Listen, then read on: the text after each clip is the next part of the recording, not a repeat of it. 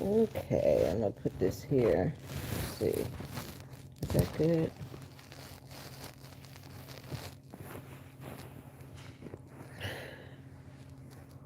Good morning. Good morning, fam. It's your girl, Miss Diva Trucker, and I'm coming to you today. I haven't got up yet, so I thought I would come and talk to you guys a few minutes. Let me know if you can hear me and see me.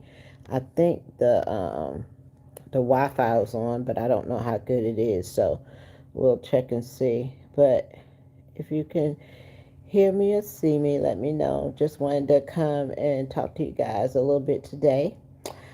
Um, to all my business owners, my brokers, my carriers, my owner operators, things like that. Just wanted to come in and chat with you guys for a few minutes. I know that, a lot of times we'd be busy or on the road or whatever the case may be. So this is a time that, I have a little break.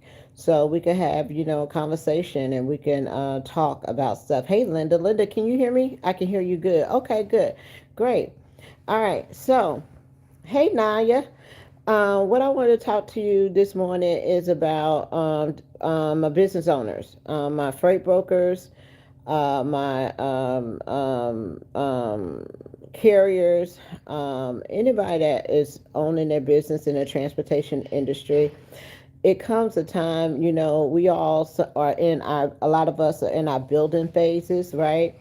We either went out and purchased our own truck. We either went out and maybe you was a freight agent before, and now you wanted to step up and be a freight broker and run under your own company. For my freight people that are in logistics that want to learn how to like move freight and be able to do it, from home and on your end. When you get into the industry, it's a lot that you don't know, especially when if you are not like in transportation. For example, if you haven't been a driver or had your CDL or whatever the case may be, and you want to do something on the logistics sides, as far as moving freight or dispatching freight or whatever the case may be, okay? Remember your steps, okay? Because if you take it step by step and scale your business accordingly, that is how you grow, okay? For example, if you're a freight agent and build your book of business, right? So get under somebody else once got the basics done and you start making your calls and all that kind of stuff. Build your business under somebody else's brokerage first, and I recommend that being a large brokerage so that you will get the overall understanding of how logistics and a supply chain works. For example, you'll get a little taste of LTL freight, you'll get a little taste of drive-in, reefer freight, you'll get a little taste of flatbed, you may get a little taste of rails, heavy haul, anything like that, right? So when you are joining up with a larger brokerage, you're able to see whatever your niche is, okay? Whatever your niche is, so you can build on that. If that's something that you want to go after, if you want to go after rail freight, build your niche on that. Learn how to do that to the best of your ability, and plus also get your customers in that area, right? And that's where you want to look for your carriers. If you're learning how to do LTL freight, you want to learn how to be able to put those loads together. Who are the best LTL customers to call to be able to put loads together? You want to learn how to get your LTL carriers, things like that. So you can do that basically under a company, okay? And it will save you so much money. It will save you so much heartache as far as the mistakes that you will make becoming that freight broker, okay?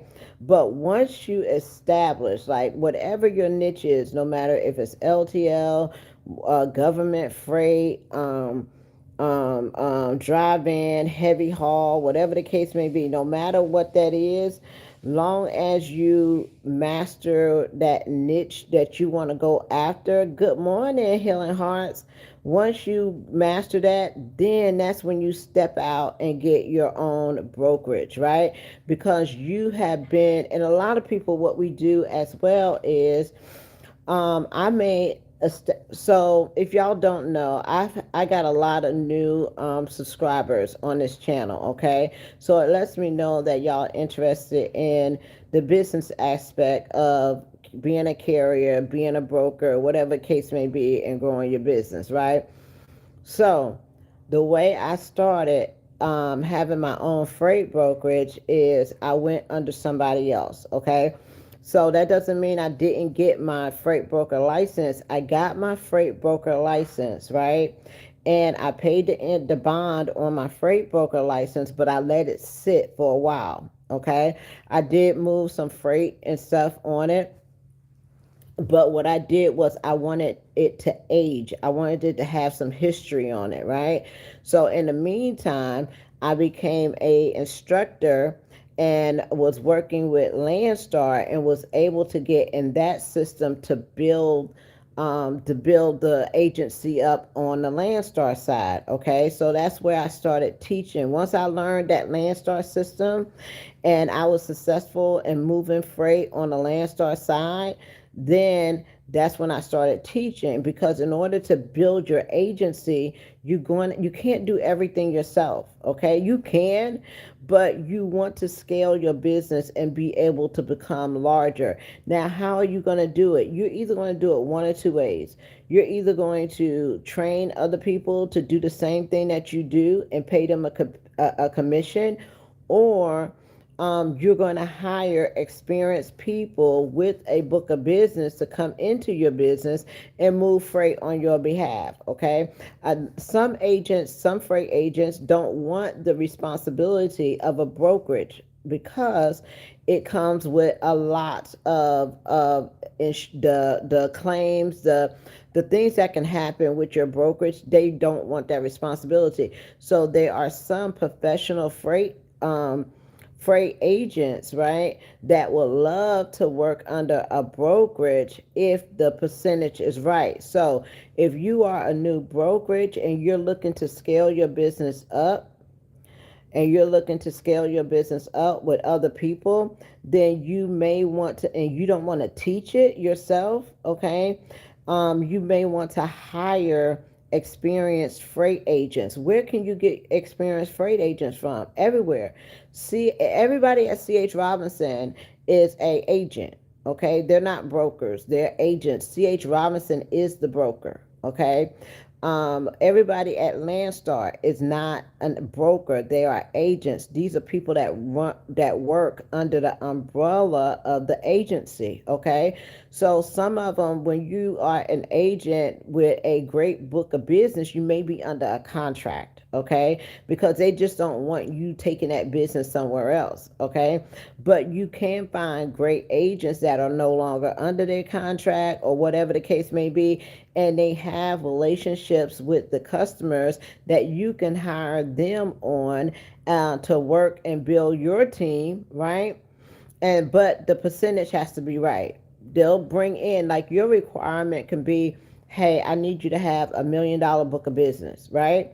So if you're bringing in an agent that already has $1 million book of business, that agent is going to be able to negotiate a higher percentage on your brokerage because they're bringing all of these clients in with them. Okay, a lot of times the shippers or the customers build their relationships with these agents, and long as they are moving the freight the way they're supposed to be and handling the customers the way that they're supposed to be, they will always work with that agent no matter where they go. Okay, because you have the same bond as larger companies, but you may not have the same, like, contingent cargo or whatever the requirements are. Okay, once you start building your business, you also have to increase your, how can I get good brokers without getting on low boards. At first, strictly business, you're gonna a lot of times you do have to get on the load boards to develop that relationship with these particular brokers, right?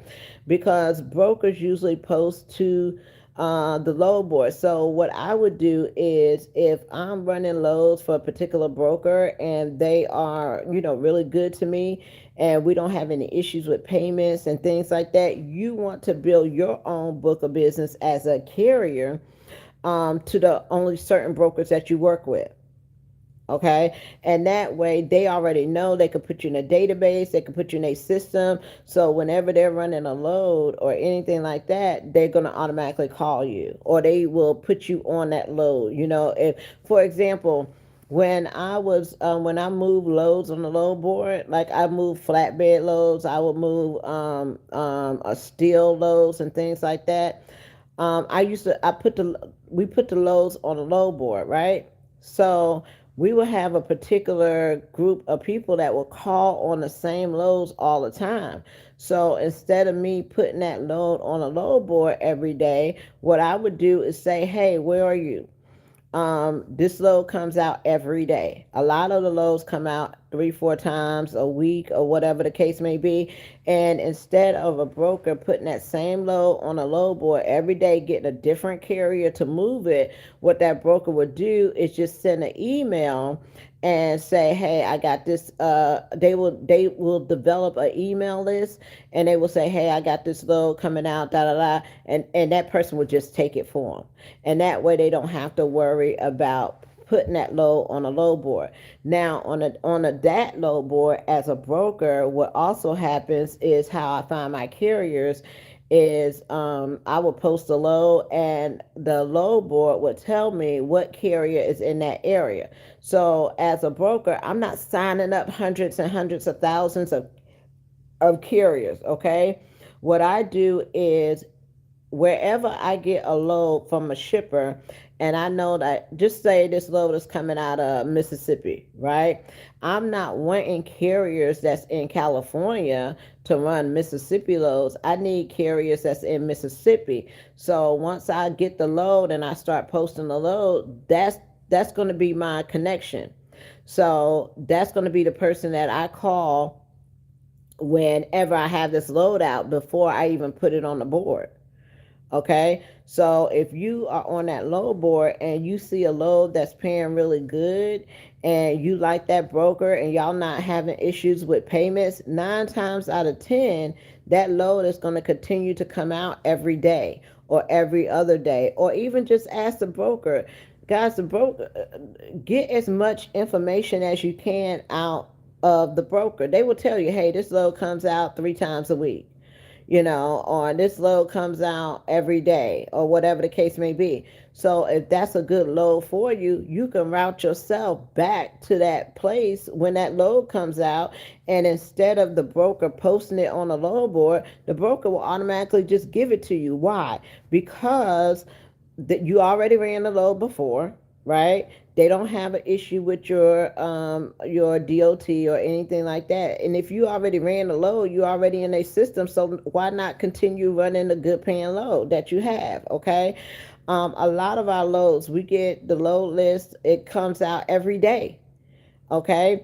And I will see people that's in that area, and I will go ahead and just add them to the list. Like if I got some plants coming out of Minnesota or whatever the case may be, I'm not looking for a carrier in California. I'm looking for a carrier in Minnesota, because those are where my plant loads are coming out of. So I need carriers there. And what they will do is they will run the load, because they already know what shipper it is. Okay, carriers that have been out here for a long time, you can give them like the city, where it's picking up and where it's delivering and what kind of commodity is. Any good carrier would know what that shipper is. Okay, they probably done already ran that load before. They know exactly what it takes. Okay, so that's how you build your relationship as a carrier with the broker, and a broker with the carrier. Okay, a lot of your smaller carriers don't have maybe a high percentage that they need to take. When you run in a load for like a big brokerage, right? Um, they have a lot of overhead. Okay, they have a lot of overhead. They have their payroll people, they have the HR people, they have people that's in compliance, they have all kinds of people, right? So there's a certain percentage that they have to take off the load in order for them to stay profitable as a business. Okay, when you're working with a smaller broker, okay, they don't have that overhead. A lot of times they may have a software program or whatever that does the paperwork for them, but they don't have as much overhead as the larger companies. So you may be able to get more out of a smaller broker than you would a big brokerage. Now, as a smaller broker, can you run the same loads that bigger brokerages run? Yes, you can. Okay. Some people, you have to get set up with their EDI system, okay, which is a tender system where they give out the loads. As long as you're a licensed broker, yes, you can. Now, some require, the biggest challenge you're going to have as a new freight broker is going to be insurance. Can your insurance cover the freight that's coming out? Okay. Do you have the type of coverage they need? They're not worried about a lot of times, and the capacity. Okay, those are the two biggest issues that shippers want to have. Okay, they could care less if your name is Joe Blow brokerage company. Okay, the thing that they worry about: do you have the proper coverage to run this freight, and do you have the capacity? For example, a lot of times when I teach a brokerage class or a freight agent class, everybody wants to come in and they want to look at big loads. They want to run loads for Lowe's. They want to run loads for Target. They want to run loads for Dollar General, things like that, which is nothing wrong with that. But dollar loads do not like, they don't work with individual, like, one-on-one carriers. You see what I'm saying? Like, a lot of times they want you to have a couple of trailers, they want you to have a couple of trucks, because what they do is they do dropping hooks.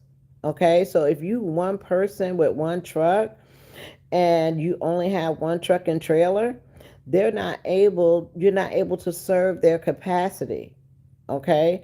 They need people that will have, multiple trailers that they can leave at their establishment. So whenever they get ready to load it, all they got to do is pull that trailer out their yard, load it up, and somebody come and get it. That's why I think power only is a good business model, because you can run anybody's trailers, okay?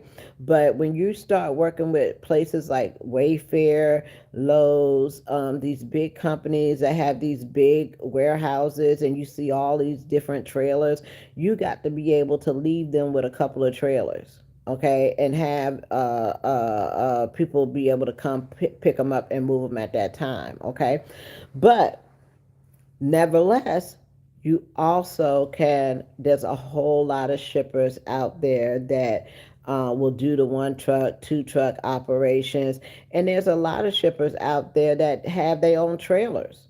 Okay, so all you got to do is have the tractor come pick up the trailer. Okay, so on the brokerage side, as a um, broker, how you scale your business is do the work as far as working under another brokerage, build up your book of business, go to the next step as far as getting your brokerage, and then now that you're moving your freight on your own under your own brokerage, then you want to scale up and start training other people. Okay, the biggest challenge is that you're going to have with training people is, a lot of people say that they want to be a freight broker or a freight agent, but if you teach a class of maybe 20 people, okay, you may get about 4 to 5 people that will really get into it and really do it. Okay,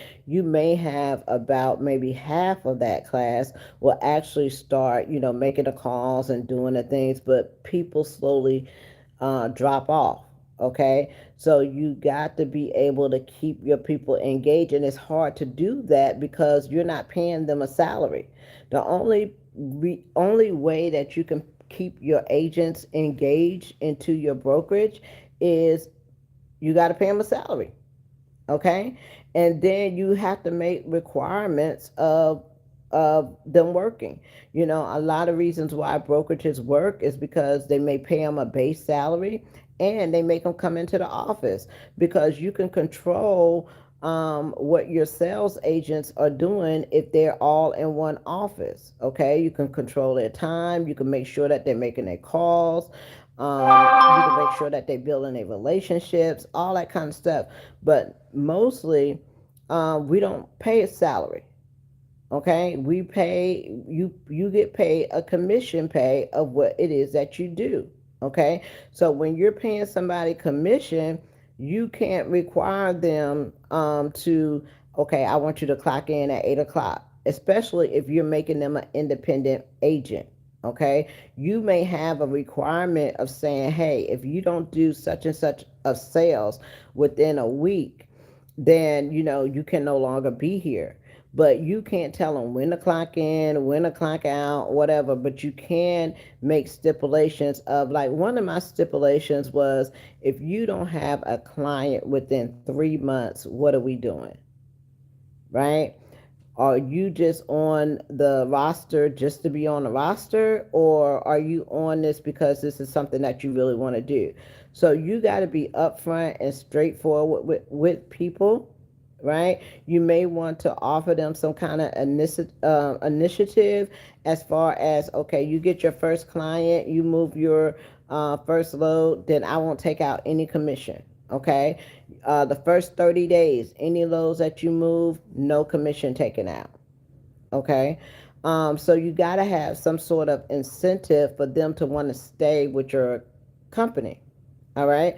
Now, the more business that they bring in, the higher percentage that you have to give them for their loads. So if you got somebody that doesn't have any experience, they making their calls, they don't have any customers, it's usually going to be a 50-50 split on the agent broker side. Okay, that means the broker gets 50% of whatever you do.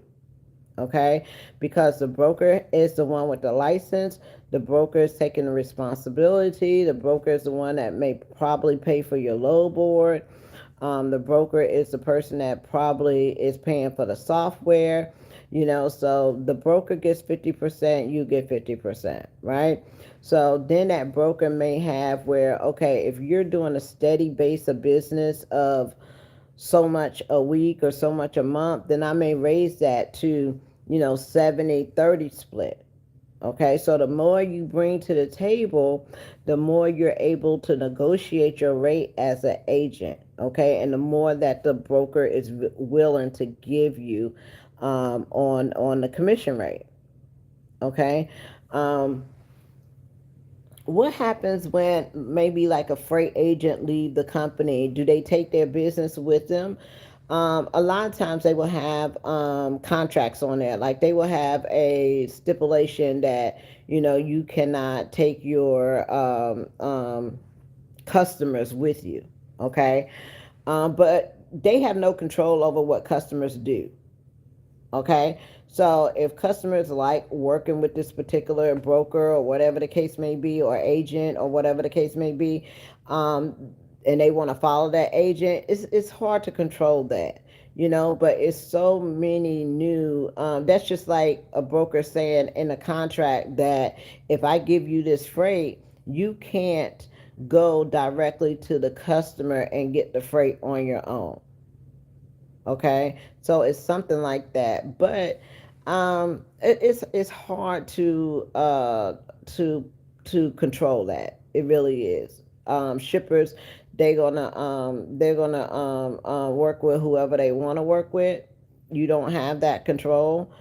And carrier's going to work with who they want to work with. But they try to put that in, your contract, to let you know, hey, if I give you this, then you can't go directly. Some of it you can't go directly. Some of it, with shippers, they only work with brokers because they want them to have that middle person. They don't want to be working with all these direct carriers all the time, right? Okay, so that's how you scale on the freight broker side. If y'all have any questions, guys, don't I mean feel free to ask me whatever it is that you're going through in your journey as a carrier or a broker, or you have any questions about that. If you are a licensed carrier or you are a licensed broker and you would like to join our Facebook group, it is free. It's no charge. All I do is post the brokers and the loads and things from brokers that they're looking for capacity to fill. Okay. Um, it's under the Women Owned Carrier and Broker on Facebook. All you have to do is put in your company name, your MC number. I will check it, make sure that you are authorized carrier or broker, and then I just let you in the group. I do want people to contribute in that group. For example, if you have loads and you are a broker and you want somebody to, build a relationship with a carrier in your area, that's something that should be posted there. If you are a carrier, and what I do is I post a lot of brokers that's looking for carriers, or I post a lot of lows, or not a lot, but anybody that's looking for dedicated or anything like that. Um, Now, on the carrier side, you got your authority, right? And you got your truck, maybe you got your trailer, maybe you're doing power only. How are you going to scale your business? Because you've come this far, right?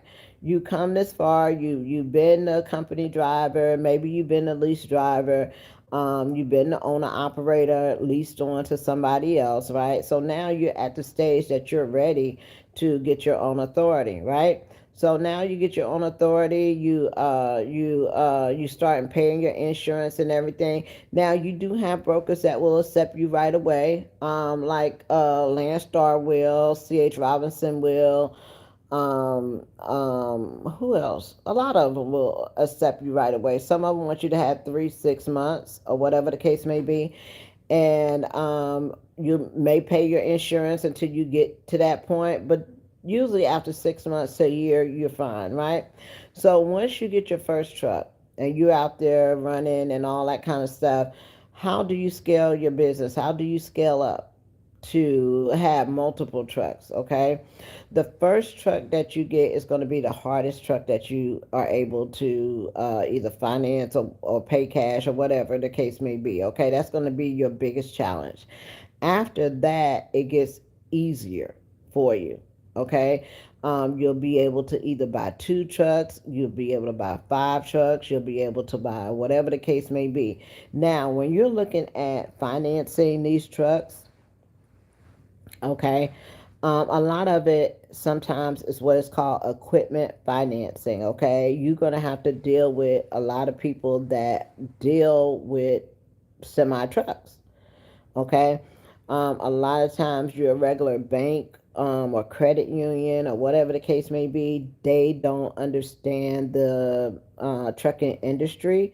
So when you're going in there and you're asking them for 300,000, 500,000 to buy these trucks, they're gonna want a lot of as far as requirement. Okay, but if you build your business credit, and you're paying your bills on time, and you're doing whatever it is that you're supposed to do, you can go to a lot of what is called equipment financing companies, and they will give you basically whatever you need. Okay, they always coming out wanting you to get capital, especially, and what they do is it's called like, they call like bank statement loans, or they don't necessarily go on your like your tax returns and all that kind of stuff. They basically go on how much money is coming in the bank a month. Okay, now the downfall of some of these bank financing loans or equipment financing loans is the interest rate will be a little bit more than what you would get at a normal bank or credit union. Okay, because they are taking such a risk on the amount of equipment, because like one truck can cost you anywhere between 40, 80,000. Also, if you're getting a brand new truck, that's over 100 and something thousand dollars, right? So it's a risk. if you're going to stay in business, and especially in this market. Okay, I would recommend, if you can, possibly, if you save your money, buy a truck cash. Okay, buy one cash. Buy one that may be about 50,000. You can even get one like $30,000. That is pretty a good truck. Okay, now you do have to worry about the maintenance on that truck, but you get you a good mechanic with parts and all that kind of stuff and negotiating, you'll be okay. There's a lot of older trucks on the road, especially if it's for yourself. Okay, now the reason why I got newer trucks is because I plan on putting drivers in those trucks. So if you are wanting drivers to drive these trucks, then you may want to get a newer truck for that driver, because one thing drivers want is good pay, to be able to be comfortable, to be able to have home time. You don't want to give them a truck that don't have no AC in it. You don't want to give them a truck that's constantly breaking down. You want them to be able to run when and wherever they need to run. Okay, so you may want to get a newer truck. Okay, but if you get a truck for $60,000, you can pay that truck off within a year. You have the money and the capital to do these things. You can pay it off within no time. Okay, so you get a couple of trucks, you got 3, 5 trucks or whatever, and you want to build up some more. How do you start building your business credit? You get your Shannon, you're going to get your tax ID number. You're going to get your, you have your business structure, right? So you're going to apply for your fleet cards for one. Okay. You may apply for maybe a tire account like Goodyear, to get your tires. They have a lot of tire accounts. I got like $8,000 in credit for your fuel card. Okay. Anything that you use your tax ID number to get. And when you start purchasing trucks, there's going to be a lot of things that you're going to use your tax ID. Home Depot, you can get business credit that way. And everybody knows the regular Quill, Granger, all those people that will be giving you business credit. But you're going to need some fuel cards. And a lot of times, like with Axle, my first card was Axle and Comdata, right? And Comdata does a business credit, and they may put you on a prepaid plan first because you don't have anything, but then after a while they'll move you to, like, Axel was moving me to like 2 times a week. Like, they'll take the fuel out 2 times a week, right? So then after that, then you're on once a week. Okay, so you build it that way. So I started off also with one of my cards as a $3,000 card, right? So then when I was paying that, no problem. Every week they take out the money out your bank account, and then you ask for increases. So I went back, asked for 8,000. They give you 8,000. So never been late, never not paid or whatever, and you just steady ask for increases to supply your trucks. Another thing that you can do is you can get, corporate accounts at different places, whether it is places you get your truck fixed at, your tire accounts you can get. Um, Maybe you need some cash flow.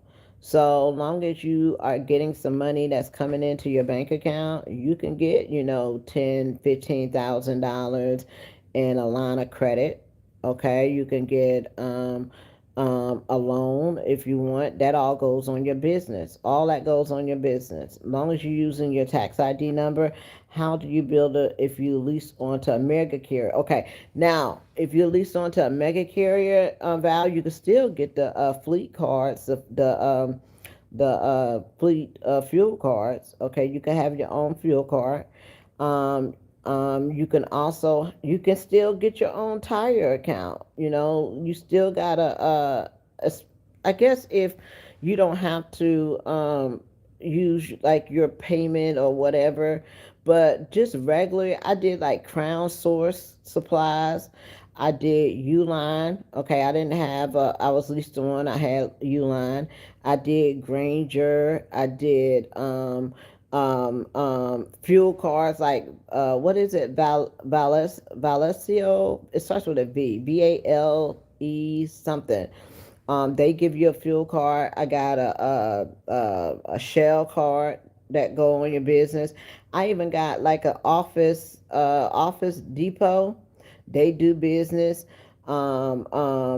Costco or Sam's, one of those do business credit for you, and but you still, even those with those little ones, you still gonna have to increase. Like you can't just have those little accounts all the time. You got to increase with some like 5,000, 10,000, 15,000. Like if your truck broke down and you need equipment financing, that will go on your business credit. To get your truck fixed or whatever the case may be. But you got to be able to build that up. You could do also with your, like if you're doing your tax returns, you could do like small business loans. Um, there's a lot of it that you can do, and it just takes a little time. Within a year after being in business and having your, it takes about 2 years to be like solid. But your after you got your business structure and all that, even in your business name, Val, you can get your um, Wells Fargo do the and Navy Federal do the prepaid secured cards on your business credit. So you can go in there and maybe put $5,000 secured on a business credit card. And after 6 months to a year, you'll get your $5,000 back. And then they'll replace that with your line of credit. So now you got a credit card in your business name and you got $5,000 on there. It may be secured at first, but that will still show up, right? Bank of America got secured cards. Okay, so if you got like money, you can do a secure card if they don't give you a regular card. But after that, after about 6 months to a year, they will take that off of there. Like I started with, got a business card with Navy Federal, business card with Wells Fargo, business card with ViStar, which is a credit union. Um, American Express will give you a business card and have no business credit. Yeah, just have you applied with your tax ID number? Oh, Val, do nav dot, is it nav.gov, nav.gov or .com. Sign up for nav.com and nav will um, walk you through it. They do have a free account, but then you also need to get like maybe a paid account, which is like $29 or whatever a month. And NAF will build your business credit for you on your side, and every month they will give you your score, your 80, because all you need is like your 80 paydex score. After 3 months, you should have an 80 paydex score. Okay. On the back of NAV, it will tell you to apply like what level you are at. So you'll be at like level 1, level 2, level 3, and you just apply for those cards. I think I got and I got QuickBooks. Make sure you get QuickBooks because QuickBooks will help you with your invoicing, and it will help you with keeping your live after I stop. Oh, okay. But yeah, QuickBooks, get that so you can keep track of your incoming and what goes out and all that kind of stuff. But yeah, scale up. After 2 years, no problem. After 2 years, start adding. Okay, so you got your one truck, you got maybe two trucks, three trucks, and you done ran under your own authority for about 2 years. Now you can add on the operators.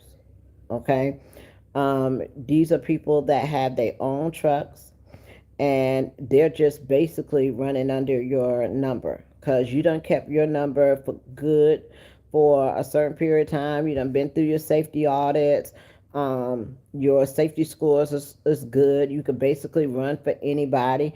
And the reason why you can do that is after 2 years of you having your authority and you hire owner operators to lease on to you, then they can run for anybody. So it don't matter. So they're not just stuck with one company. They can pick their loads. They can go under whoever they want to because everybody's going to accept them, right? The only thing is don't get too many owner operators, especially if you notice that they having issues with getting their loads and stuff on time and doing what they need to do, because what can happen is if you get too many owner operators and they're not, they cussing the brokers out, and brokers are not wanting to work with them, and all that kind of stuff, that's going to hinder your business. Okay. And they can be gone on to somebody else, but now you're stuck with your MC number, and these brokers don't want to give you any loads because either the owner operator refuses to track, have tracking on it, or they got some kind of attitude, or it's an issue where the brokers don't want to work with the company. I ran into that when I was with Eagle. Remember when Eagle, they started off being a great trucking company. They was over there with Celadon, right? And Eagle broke off, and they was having their own trucking company, and they was hiring owner operators. So what they did was they set up an account with Quality Trucks, right? And it was where you can just go in there, no money down, no nothing. You sign up with Quality, and they gave you a brand new, a slightly used truck, something like what Super Eagle is doing right now. And you go in there, and no questions asked, you picking up a brand new truck, right? And then the thing was, you would go and get on the load board and pick your loads, and they would get 75%, or you would get 75% of the load, right? And it started out being a great concept, and everybody, we was all running over there. What? Especially if you knew in the game, right? If you knew in the game, you would fall for anything. So I was pretty much new. I had been, a lease operator with KLLM for about two years, and you begin to thinking, oh, I want to be a owner operator, because KLLM at that time was paying like 88 cents a mile plus a fuel surcharge, right? And people was telling you, oh God, I wouldn't work for no 88 cents a mile. How can you pay your bills, and it's such a ripoff and all this kind of stuff, right? So then you start, listening to other people, and oh, I can make so much money, because I was making like $1,500 a week at KLLM. And I thought that was good. I thought it was great. I was putting $1,500 in my pocket after everything. Now my gross was like maybe $4,000 or $3,800, and you figure half of that you was bringing home, right? So I leased my truck with KLLM. I had a brand new truck, and it was just when the automatics was just starting to come out, and I was able to get an automatic. So I was like, my plan was like, okay, how can I increase my revenue? I've been here like 2 years now.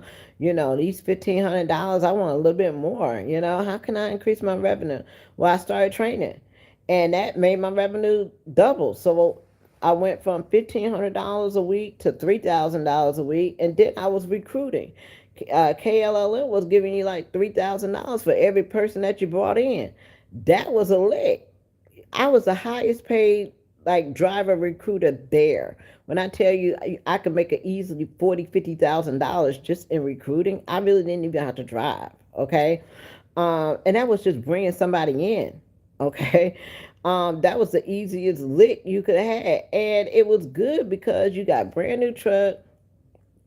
You was making $1,500 a week just by yourself, and then if you train, you was making like $3,000 to $4,000 a week with a student. Okay, so I didn't have an issue with having somebody on the truck with me. I mean, to help me drive. And I let them drive in the daytime, and yeah, you had to take them up the mountains, you had to do this and you had to do that, but it wasn't nothing. And I was training female drivers, right? So then, I'm making good money. I'm doing all right. Getting the truck paid off or whatever the case may be. My truck note was maybe like $500 a week, or I don't know what it was, but it wasn't that bad. We brought home some money, right? And we chilled. We knew where the routes was, and we just it was like a family environment. We come in, barbecue, cook, have a good time, and it was just. And I was from Mississippi, so I'm from Mississippi, so it was good, right?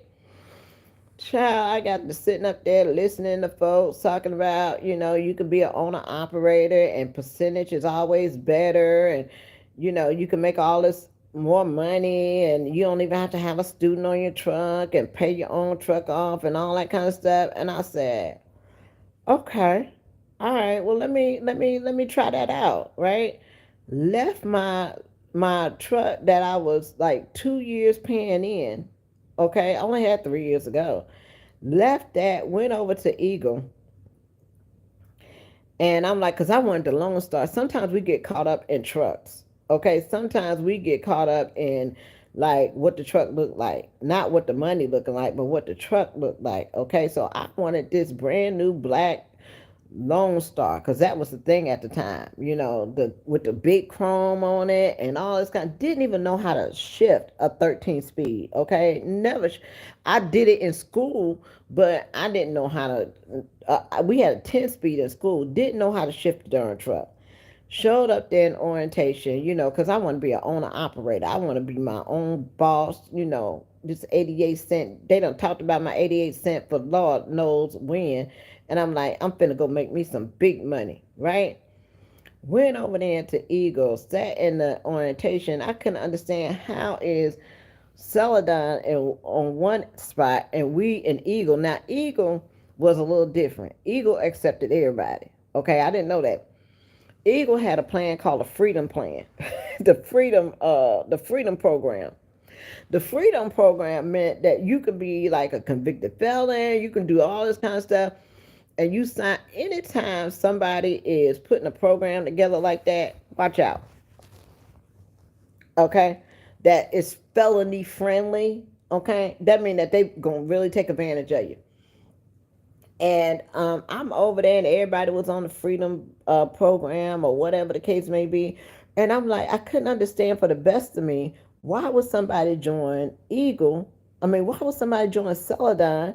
And Eagle, you could make more money, right? Why did Celadon have so many more people? Why it was, I didn't get that. And we having two orientations. I'd never seen that before. You have two companies with two different orientations in the same classroom, okay? So we get to the hotel or whatever the case may be, and I'm on the bus talking to this guy, this driver, and he had been with Eagle for a long time, ever since they started. And I was like, well, what's the most money you ever made over here? And he said, oh, my check be like $1,100. Child, I said, what? He said, and I'm their number one driver. I said, what? I I was like, how that happen? Like, how did that work? And I didn't ask enough questions, and I just was believing people like, oh, they making all these kinds of money. They got these trucks. Folks were getting like 4 or 5 trucks and stuff like that. And I was like, oh my God, right? It's really gonna be popping. Child, I got my truck, and the biggest check that I had was my first check. Okay. My first check was like 1,200 $1,300, and that was on like a Com Data Express. And my first load, they gave me a $3,000 load, and it went downhill from there. It went downhill. I was like, well, why we can't pick, the loads that Celadon has? I mean, y'all, right here, we the same company, right? Like, not really, but really. You couldn't pick Celadon loads. You had to go straightly on a load board. The dispatchers that they had didn't know what they was doing. They was all living at the same place. Like, the dispatchers they was roommates, and these was like young kids that they had hired, right? And it was just a mess. It was a mess, and it just went down from there. And then the next check was like 400, and it didn't matter. It did not matter how much you worked or how much you thought you made. It was never gonna be that. Never gonna be that. And you could never talk to anybody in payroll. Nobody would call you back. And then if there was an issue with your settlement, you had to speak to the general manager. Like you had to go to the top person to speak to somebody about your income, because nobody else could talk to you about your settlement and why. And it had to be authorized and all this kind of stuff. It was so crazy till it got to the point where I didn't have any money. And when them people took, because I had some savings going over there, and when them people told me that, I said, I don't even have enough. I had an apartment at the time. I said, I don't even have enough to pay my light bill. And them folks said they didn't know what to tell. I didn't even have money to like eat, like for food. You know what I'm saying? Like they did not care about any of my responsibilities. I had changed dispatchers. These people, then one person would promise that they the best dispatcher ever, and it was crazy. When I tell you money, they was making money hand over fist. And then when I started researching and getting the background of like they was related, Celadon people was related to the people at Eagle, and then they was fighting, and it was a mess. And I was like, you know how you make the biggest mistakes and you had everything going and you went and tried this thing out and everything that you could imagine just went wrong, and now you back at square one. Like I was 2 years in paying off a truck and now I'm back at square one. That was the most disappointing thing, all because I wanted a shiny brand new truck, right? And I really got my, like when I was with KLLM, we was like catered to, I mean not catered to, but we was like respected. You ain't had to worry about no money. They knew if you took off for 3 days or whatever, the first thing that KLLM gonna do is gonna send your butt right on to Dallas or Texas or whatever to make sure that you can make that truck payment and have a little something, okay, until you get back in rotation. But they didn't care about none of that. And it got to a point where I remember I was sitting in my yard at my house and I didn't even have no fuel or nothing to. I told them, I said, hey, I don't care. Y'all can come get this truck.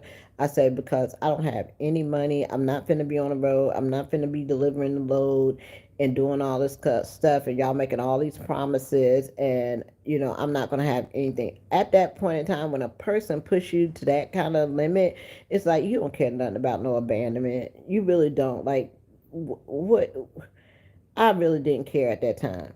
So they made a promise that they will turn the fuel card on so I can get back up to Indianapolis, and they will get me a bus ticket. And I had to go back to KLLM, and I was embarrassed, and but I had to do what I had to do, you know, and start all over. I had to start all over again, you know and I went back in full force, got whatever truck that they told. I wasn't even picky about no truck, okay? Got whatever truck that they had for me. It was a Volvo, and from day one, I was training. I said, you got to shake that off, get back in the game, and do whatever it is that needs to be done. I was training. So I was taking people out to train. We was back eating shrimp, lobsters. I was taking my students. We had hotel rooms. We was at the casino. We was just living, okay? Um, on a and I had like young women on my truck, because I wanted to make the trucking experience, a lifestyle, not something that they would hate. Okay, I had women, the husbands will want me to train their wives, so they can get on the truck with them. I was loving it. I was loving it. And guess what happened? Here come another hiccup. When you doing good and everything is working out for you, Here come my husband that I ain't seen in 2, 3 years, okay, since trucking, okay, because remember, if y'all go way back to the back to the back, y'all remember that he was the one that left me at CR England in the hospital, okay, and I haven't seen him in years. Talked to him or nothing. All of a sudden, he reached out and said, something about something. He was driving, he was doing his thing or whatever. And then I was like, maybe this is a sign from God. Child, everything ain't from God. Honey. I said, maybe God really wants me to be with this man. Okay. And we need to get back together, and I'm driving, he driving, and oh my God, this is like a perfect, we could build our business, everything that we wanted or whatever the case may be. Now when you've gone from somebody for 3, 4 years, okay, you ain't the same person and they ain't the same person, okay. But I was like, if this is what God wants me to do, this is what I'm gonna do, okay, because you supposed to do that. That's what you're supposed to do. So he could not get hired at KLLM, okay. He could not get hired at KLLM. So that meant I had to leave, and that meant that I had to leave and go wherever he can get hired at, which was LTI. And I was like, here we go again. I'm a whole nother year trying to pay off a truck. I'm finna leave this to go back to a man that left me in the hospital room with my bags at the front door and did not say another word to me. Didn't pick up the phone to see how I was doing. Nothing. He was ghost. He was gone. Okay. So I was living my life as a single woman. Okay. I was. And he come back, and everything is supposed to be forgiven, and we supposed to not hold on to the past, and we supposed to just move forward and all that kind of stuff. And I was willing to do that, and I left my job again. I went to LTI, and okay, got on the truck together or whatever the case may be, and old habits started coming up, and I was not the same Tamara that was before I got into trucking. This Tamara has become independent. This Tamara has learned how to live by herself. This Tamara has learned how to make things happen on her own. This Tamara was a whole, I had started my YouTube channel. I was happy go lucky. I had friends. This Tamara was different. Like, I had a whole trucking community that was like in my corner. Like, I could pick up the phone and talk on the phone all day to trucking people. People was watching out for this Tamara. I'm an older person coming into the industry, and all these friends and I call them family that I had surrounding me, right? Well, that didn't go too well. Honey, this person was jealous of everything that I had going on in my life and let me know about it and wanted to tear me down. You know how you can have a high self-esteem and you can have somebody come in and tell you that you ain't nothing and this, that, and slowly and slowly and slowly a little bit of your self-esteem goes out. Have you ever had somebody do that to you? And they didn't have that control. I mean, I didn't realize how much like I was under a person's control because I hadn't been around. I had this whole life going on. I had my own apartment. I had my own car. Y'all remember I brought a Lexus. I had all this stuff going on, and I got back into this situation, and I didn't know what to do. Here I am in another embarrassing situation because people could see it on my face. Like, if I talk to y'all every day, which I was talking to y'all every day, and then y'all don't see me for a week. Y'all don't see me for 2 weeks. Okay. Y'all don't see me for a month.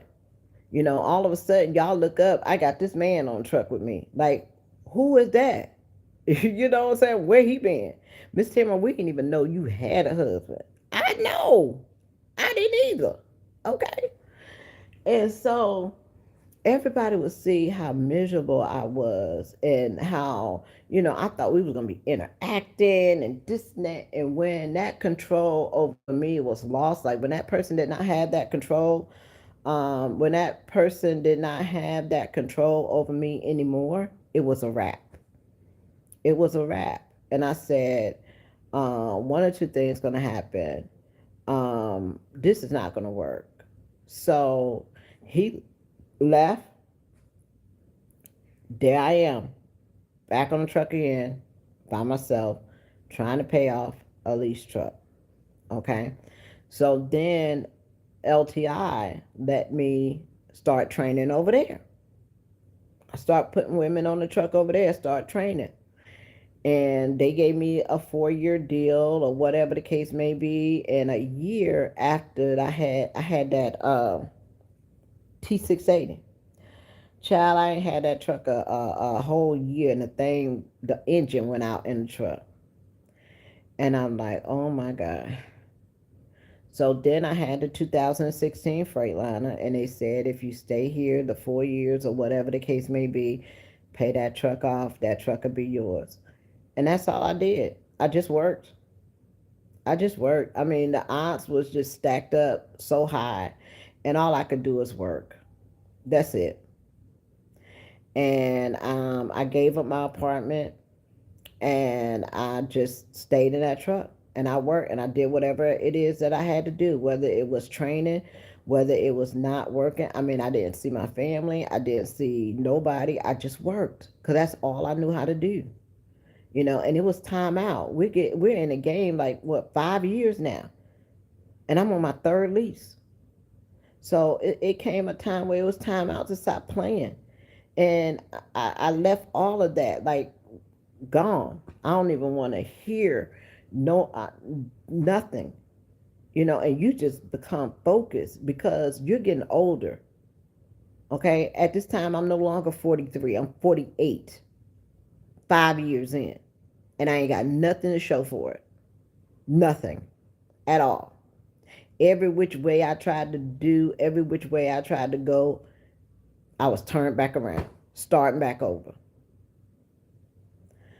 But I just kept the faith, and I just said eventually it's going to happen. Eventually it's going to happen. And it did. Once I was able to get them shackles off my feet so I could dance.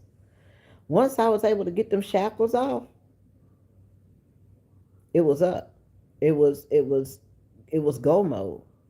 That's why I say that first truck is going to be your hardest. That first is going to be your hardest. Now, my experience with Elise, would I do it all over again? No. I wouldn't even have the mentality, the strength to endure something like that again. And I don't ever want anybody else to endure that again. To endure it. Because I know what you're going through. Especially with these rates being low. I know it. I feel it. I know what you're going through. And you can't go nowhere. You can't take that truck nowhere. You can't just get up and say, I'm going to go to this company. I'm going to go to that company. You got to stay right there and sit in it. No matter how they talk to you, no matter what they say, you get sick. The first thing they want to do is come take your truck. Get sick and go in the hospital. Okay, let the truck break down, and you ain't got enough money in the maintenance account to cover it. That's a hurting feeling.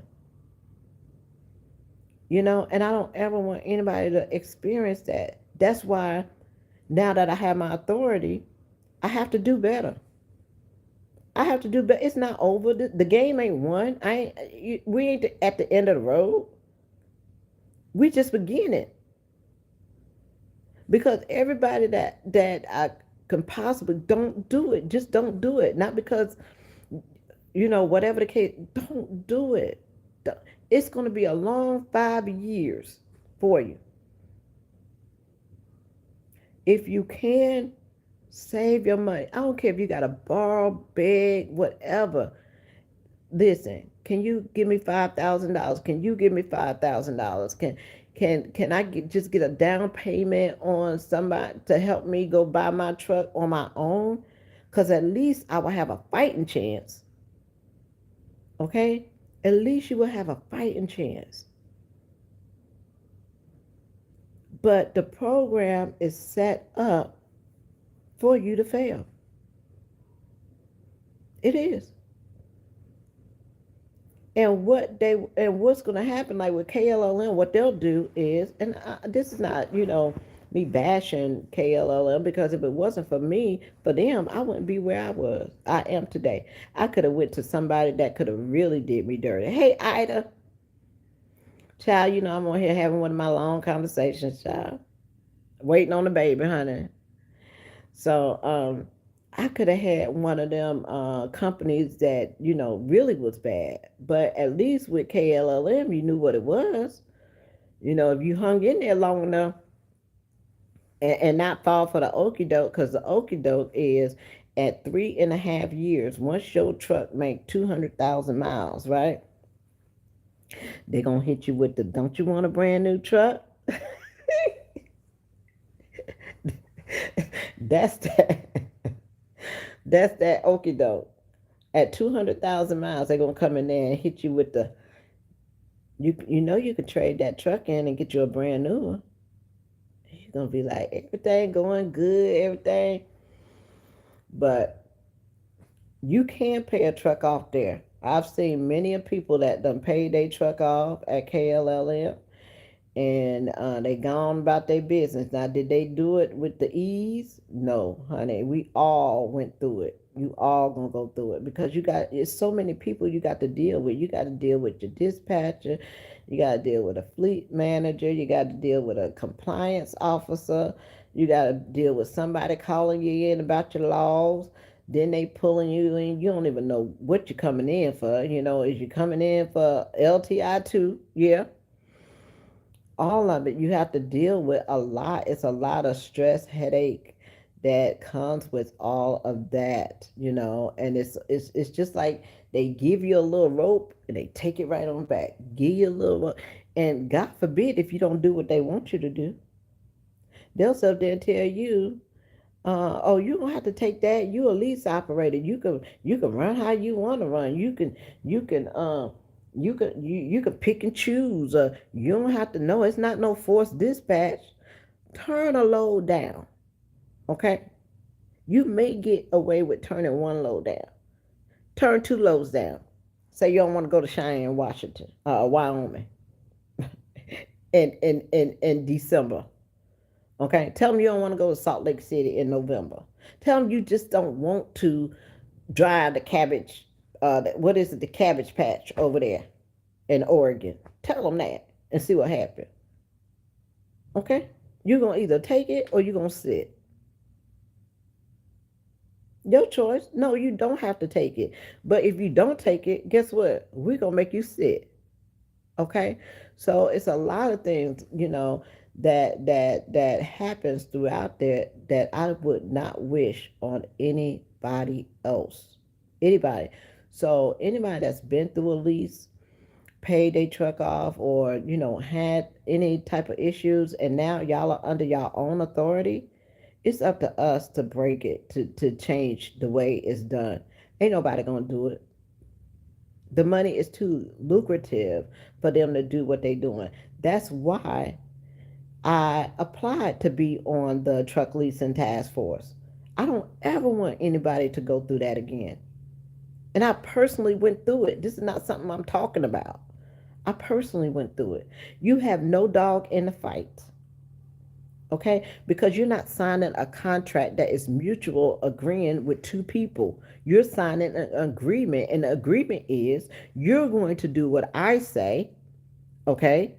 And if you don't do what I say, and if you have a problem with doing what I say, then the best legal ramifications that you will be able to have is we'll arbitrate. Arbitrate. You can't take them to court. The only way you can sue them is you have a class action lawsuit. So that means that you got to get about 40, 50 people together. Okay? Then the attorney will take it. and sue them and win. Okay, but just you by yourself? Oh no, oh no.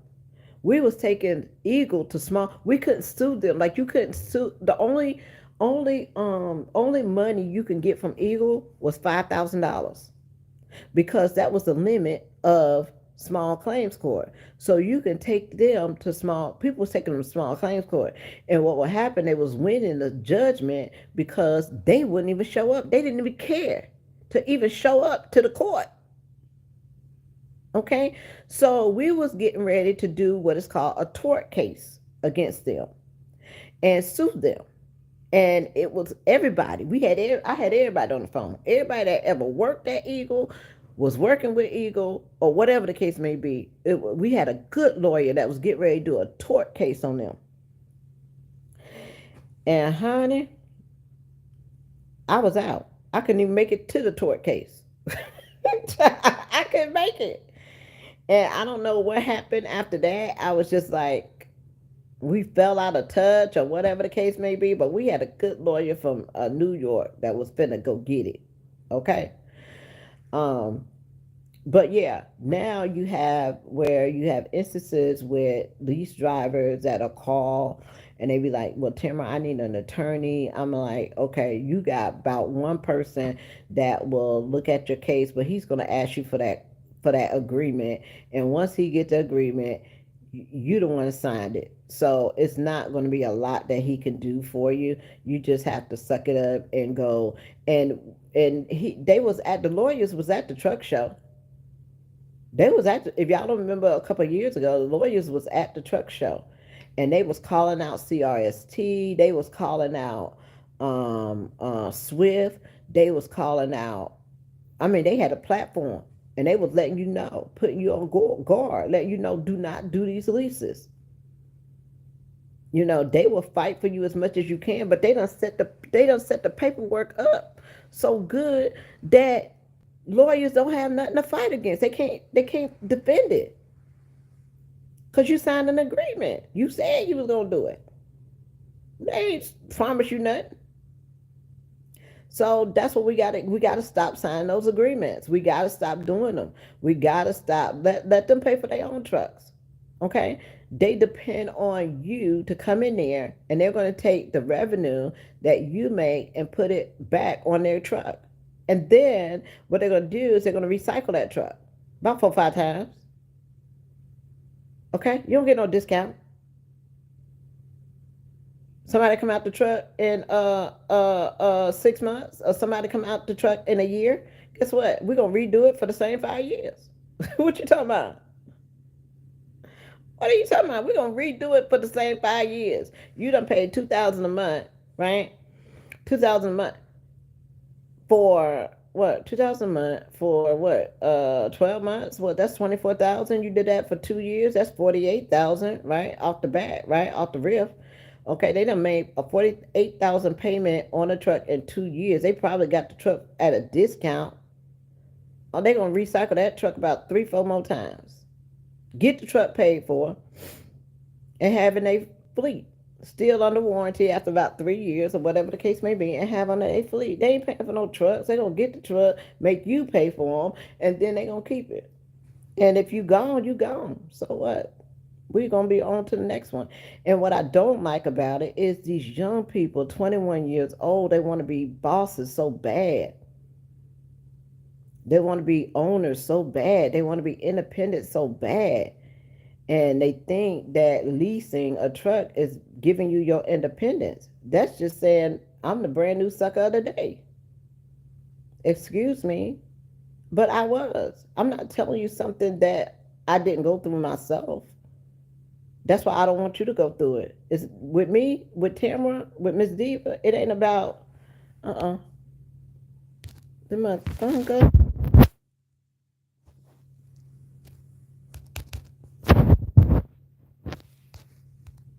What happened? Can y'all see me?